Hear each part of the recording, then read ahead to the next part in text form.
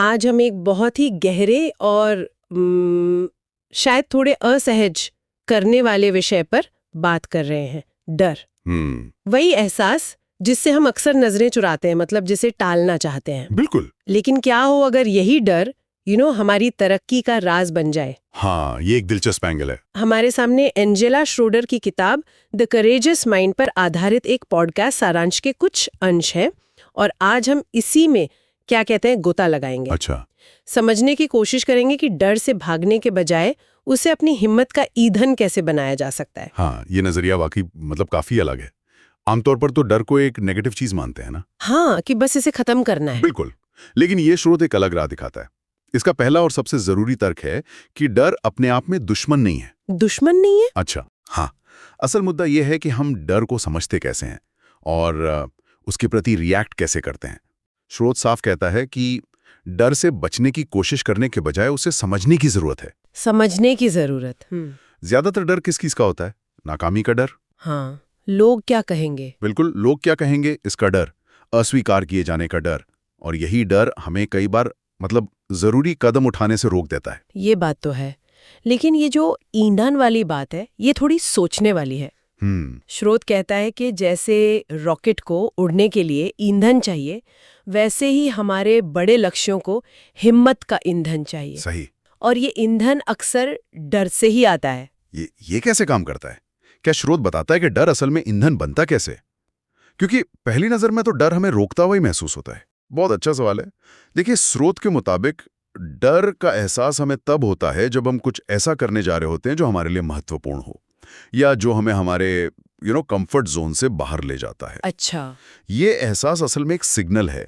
ये बताता है कि हम अपनी सीमाओं के करीब पहुंच रहे हैं, और ठीक वहीं पर विकास का, कुछ नया सीखने का अवसर छिपा होता है। अवसर डर में? हाँ, स्रोत इसे एक ऊर्जा के रूप में देखता है। जब हम डर को महसूस करते हैं तो हमारे शरीर में फिजिकल चेंजेस होते हैं। हाँ, वो तो होता है। ये असल में हमें ज्यादा अलर्ट और तैयार करने का एक तरीका है। अब ये हम पर है कि हम इस ऊर्जा को घबराहट में बदल दें या इसे फोकस और एक्शन में बदलें। अच्छा, तो मतलब उसे चैनलाइज करना है। बिल्कुल। तो डर ईंधन इस तरह बनता है कि वो हमें जरूरी ऊर्जा और सतर्कता देता है, जिससे अगर सही दिशा दी जाए तो वो हमें आगे बढ़ा सकता है। अच्छा, तो ये डर का फिजिकल और मेंटल अलर्टनेस वाला पहलू है जिसे पॉजिटिवली इस्तेमाल किया जा सकता है। ये सिर्फ एक नेगेटिव भावना नहीं है। बिल्कुल सही है। अब स्रोत एक और दिलचस्प बात कहता है कि हिम्मत संक्रामक होती है। ये सुनने में थोड़ा अजीब लग सकता है, जैसे कोई बीमारी फैल रही हो। हाँ, संक्रामक शब्द थोड़ा चौंका सकता है, पर इसका मतलब गहरा है। क्या मतलब है इसका? स्रोत तर्क देता है कि हम जिन लोगों के साथ अपना समय बिताते हैं, हाँ। उनका हमारी हिम्मत पर सीधा असर पड़ता है। सोचिए, अगर कोई ऐसे लोगों से घिरा है जो हमेशा जोखिम से बचते हैं, हर नई चीज में खतरा देखते हैं, सेफ खेलों की सलाह देते हैं, हाँ, तो धीरे धीरे आपकी मानसिकता भी वैसी ही बन सकती है। आप भी शायद बड़े कदम उठाने से हिचकिचाने लगेंगे। ये तो जैसी संगत वैसी रंगत वाली बात हो गई, लेकिन हिम्मत के संदर्भ में। बिल्कुल। और इसके उलट, अगर आपके आसपास ऐसे लोग हैं जो चुनौतियों को स्वीकार करते हैं, जो असफल होने पर उसे सीखने का मौका मानते हैं, हाँ, जो रिस्क लेते हैं, हाँ, जो नई चीजें आजमाने से नहीं डरते, तो ये माहौल आपको भी प्रेरित करता है। आप देखते हैं कि डर के बावजूद आगे बढ़ना संभव है, कि असफलता अंत नहीं है। स्रोत में एक बहुत शक्तिशाली वाक्य है, the people around U shape the courage with in you. मतलब आसपास के लोग आपके अंदर की हिम्मत को गढ़ते हैं। हाँ, और ये सिर्फ दोस्त या परिवार ही नहीं, बल्कि हम जिस तरह की किताबें पढ़ते हैं, जो पॉडकास्ट सुनते हैं, जिन लोगों को सोशल मीडिया पे फॉलो करते हैं, ये सब हमारे हिम्मत के माहौल का हिस्सा हैं। अच्छा, ये सब कुछ? हाँ, ये अनजाने में हमारी सोच को प्रभावित करते हैं कि क्या संभव है और क्या नहीं। ये सोचने वाली बात है कि हम अनजाने में ही सही अपना हिम्मत का इकोसिस्टम कैसे चुन रहे हैं। क्या हम ऐसे माहौल में हैं जो हमें बढ़ावा दे रहा है या हमें पीछे खींच रहा है? बिल्कुल। लेकिन ये तो बाहरी माहौल की बात हुई। स्रोत अंदर की दुनिया यानी हमारी खुद से बातचीत के बारे में भी कुछ कहता है, जिसे सेल्फ लीडरशिप कहा गया है। हाँ, और ये शायद बाहरी माहौल से भी ज्यादा महत्वपूर्ण है। सच में? हाँ, स्रोत इसे सेल्फ लीडरशिप कहता है, जिसका मतलब है कि हम अपने विचारों और भावनाओं को कैसे मैनेज करते हैं। हम सब दिन भर अपने आप से बातें करते रहते हैं, एक अंदरूनी आवाज हमेशा चलती रहती है। हाँ, वो तो है, कभी रुकती नहीं। और अक्सर ये आवाज आलोचनात्मक होती है। मैं ये नहीं कर पाऊंगा, लोग हंसेंगे, अगर मैं फेल हो गया तो, मुझ में उतनी काबिलियत नहीं है। Negative self talk. बिल्कुल। स्रोत कहता है कि यही आंतरिक बातचीत हमारी सबसे बड़ी रुकावट बन सकती है। ये हमें कोशिश करने से पहले ही हरा देती है। ये तो बहुत आम अनुभव है। कई बार तो पता भी नहीं चलता कि हम खुद को ही कितना नीचे खींच रहे होते हैं। तो क्या स्रोत इसका कोई हल सुझाता है? क्या इस अंदरूनी आवाज को बदला जा सकता है? ये सिर्फ अच्छा सोचो कहने जैसा तो नहीं है। नहीं, ये सिर्फ अच्छा सोचो से ज्यादा गहरा है। स्रोत इसे रीप्रोग्रामिंग की तरह देखता है। रीप्रोग्रामिंग? हाँ, एक सचित प्रयास अपनी नेगेटिव सोच के पैटर्न को पहचानने और बदलने का। ये रातों रात नहीं होता, लगातार अभ्यास की जरूरत होती है। कैसे? मतलब क्या करें? जैसे जब मन में आवाज आए मैं ये नहीं कर सकता, तो उसे होशपूर्वक बदलकर मैं कोशिश कर सकता हूँ, या मैं इसे सीख सकता हूँ उसे रिप्लेस करना।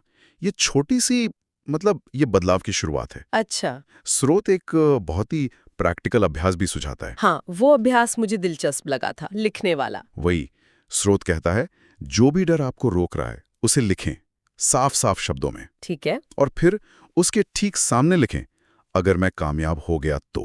What if I succeed? बस इतना सा सवाल। ये सुनने में बहुत सरल लगता है, लेकिन ये काम कैसे करता है? सिर्फ एक सवाल पूछने से नजरिया कैसे बदल सकता है? हमारे दिमाग में ऐसा क्या होता है? देखिए, होता यह है कि हमारा दिमाग स्वाभाविक रूप से खतरों पर ज्यादा ध्यान देता है। ये एवोल्यूशन का नतीजा है, हमें सुरक्षित रखने के लिए। हाँ, वो तो है। इसलिए जब हम डरते हैं तो हम अक्सर सबसे बुरे नतीजों के बारे में ही सोचते रहते हैं। ये अगर मैं कामयाब हो गया तो वाला सवाल इस पैटर्न को तोड़ता है। कैसे? ये दिमाग को मजबूर करता है कि वो नेगेटिव संभावनाओं के साथ साथ पॉजिटिव संभावनाओं पर भी विचार करे। ये डर को नजरअंदाज नहीं करता, लेकिन उसके साथ एक उम्मीद, एक संभावना को जोड़ देता है। अच्छा। ये फोकस को समस्या से हटाकर समाधान और अवसर की ओर ले जाता है। ये सिर्फ आशावादी बनना नहीं है, बल्कि एक बैलेंस नजरिया अपनाना है, जहां डर के साथ सफलता की संभावना को भी बराबर जगह मिले। समझ गई। ये दिमाग को एक अलग दिशा में सोचने के लिए मजबूर करता है। ये डर को कम नहीं करता, पर उसके साथ एक सकारात्मक संभावना जोड़ देता है। बिल्कुल। अब स्रोत एक और थोड़ी मुश्किल लगने वाली बात कहता है कि विकास हमेशा असहज होता है। कंफर्ट जोन में रहकर ग्रोथ नहीं होती। बिल्कुल। ये शायद इस पूरी चर्चा का एक कड़वा सच है। कड़वा सच। हाँ, हम सब आराम चाहते हैं, स्थिरता चाहते हैं, लेकिन स्रोत का तर्क है कि असली विकास, असली सीखना हमेशा आराम के दायरे के बाहर ही होता है।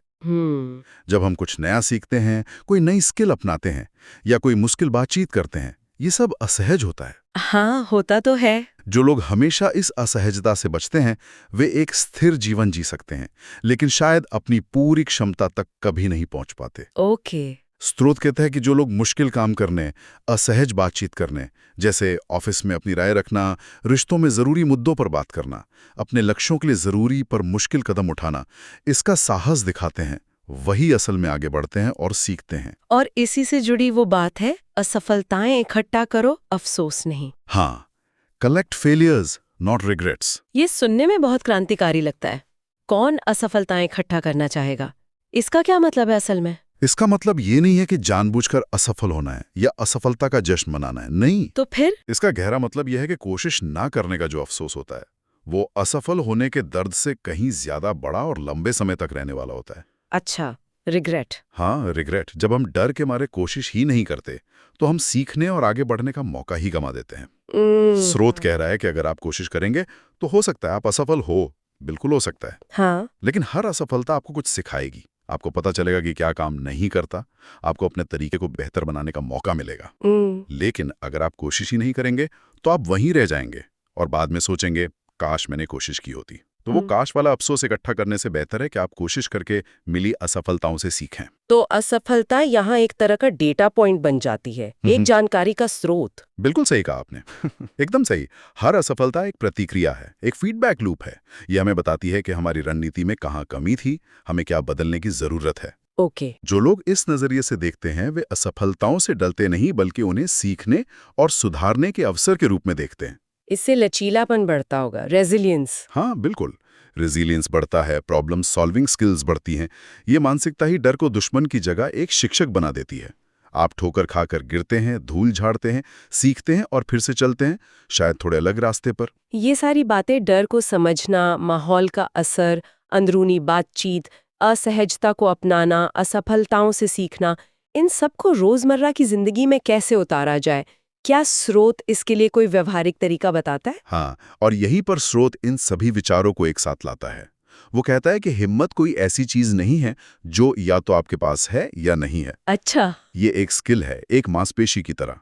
और जैसे मांसपेशी को मजबूत बनाने के लिए रोज व्यायाम करना पड़ता है, वैसे ही हिम्मत को बढ़ाने के लिए भी रोज अभ्यास की जरूरत होती है। हिम्मत का व्यायाम ये कैसे होता है? कोई जिम जाना पड़ता है इसके लिए? नहीं नहीं, जिम जाने की जरूरत नहीं है। स्रोत कहता है कि रोजमर्रा की छोटी छोटी चीजें ही हिम्मत का व्यायाम बन सकती हैं। जैसे? ऐसी चीजें करना जिनसे आपको थोड़ी सी भी झिझक या डर महसूस होता हो। हम्म। जैसे किसी अजनबी से छोटी सी बात करना, किसी मीटिंग में चुप रहने के बजाय अपनी राय जाहिर करना, भले ही आपकी आवाज थोड़ी कांप जाए। हाँ, ये मुश्किल होता है कई बार। बिल्कुल। या किसी नए प्रोजेक्ट पर पहला छोटा कदम उठाना, कोई ऐसा काम करना जिसे आप टालते आ रहे हो क्योंकि वो थोड़ा मुश्किल लगता है। स्रोत इन्हें हिम्मत के पुशअप्स कहता है। हिम्मत के पुशअप्स? हाँ, सुझाव यह है कि हर दिन जानबूझकर कोई एक ऐसा काम करें जो आपको थोड़ा असहज महसूस कराए, थोड़ा डराए। अच्छा, तो ये छोटे छोटे कदम उठाने से धीरे धीरे हिम्मत बढ़ती है। बिल्कुल। ये छोटे छोटे अभ्यास आपके हिम्मत के मसल को धीरे धीरे मजबूत करते हैं। जब आप लगातार छोटी चुनौतियों का सामना करते हैं, तो बड़ी चुनौतियों का सामना करने का आपका आत्मविश्वास और क्षमता अपने आप बढ़ जाती है। ओके। आप सीखते हैं कि डर के बावजूद काम किया जा सकता है, कि असहजता जानलेवा नहीं होती। ये रोज का अभ्यास ही डर के प्रति आपकी प्रतिक्रिया को बदल देता है। तो अगर हम पूरी बात का सार निकालें तो द करेजियस माइंड का ये सारांश हमें सिखा रहा है कि डर को मिटाने की कोशिश मतलब शायद बेकार है। हाँ, एक तरह से। असल काम है उसे समझना, उसकी ऊर्जा को पहचानना और उसे सही दिशा देना। बिल्कुल। डर एक दुश्मन नहीं बल्कि एक तरह का नेविगेशन सिस्टम हो सकता है जो बता रहा है कि हम ग्रोथ जोन के पास हैं। एकदम सही कहा। डर तभी तक एक समस्या है जब तक हम उससे भागते हैं या उसे अपने ऊपर पूरी तरह हावी होने देते हैं। लेकिन जब हम रुककर उसे समझने की कोशिश करते हैं, ये डर क्यों लग रहा है, ये मुझे क्या बताने की कोशिश कर रहा है, मैं इस ऊर्जा का इस्तेमाल कैसे कर सकता हूं, तब वही डर एक शक्तिशाली सहयोगी बन सकता है। सहयोगी? हाँ, बिल्कुल। ये हमें ज्यादा सावधान, ज्यादा केंद्रित और ज्यादा प्रेरित कर सकता है। अगली बार जब डर लगे तो शायद ये सोचने की प्रेरणा मिले कि ये रुकने का नहीं बल्कि संभल कर आगे बढ़ने का संकेत है। ये एक मौका है अपनी सीमाओं को थोड़ा और फैलाने का। तो आज की इस चर्चा से ये बात साफ होती है कि डर एक जटिल लेकिन शक्तिशाली भावना है और स्रोत हमें एक नया नजरिया दे रहा है, डर को एक बाधा की तरह देखने के बजाय उसे अपने लक्ष्यों तक पहुंचने के लिए एक औजार की तरह इस्तेमाल करने का। हाँ, बिल्कुल। ये सब कुछ मानसिकता बदलने के बारे में है। मानसिकता बदलने के बारे में, सही है। बिल्कुल। और जाते जाते एक सवाल श्रोताओं के लिए छोड़ा जा सकता है जिस पर वे खुद विचार कर सकें। हाँ, जरूर। स्रोत की बातों को ध्यान में रखते हुए सोचें, असली असहजता किस में है? डर का सामना करने की उस छोटी सी क्षणिक असहजता में, या उस लंबे समय तक चलने वाले ठहराव और अफसोस में जो डर से बचने के कारण जिंदगी में आ जाता है? सोचने वाली बात है। हमारी कितनी क्षमताएं, कितने सपने सिर्फ इसलिए अधूरे रह जाते हैं क्योंकि हमने डर के पहले झोंके को रुको का सिग्नल मान लिया, बजाय इसके कि उसे शुरू करो का इशारा समझें।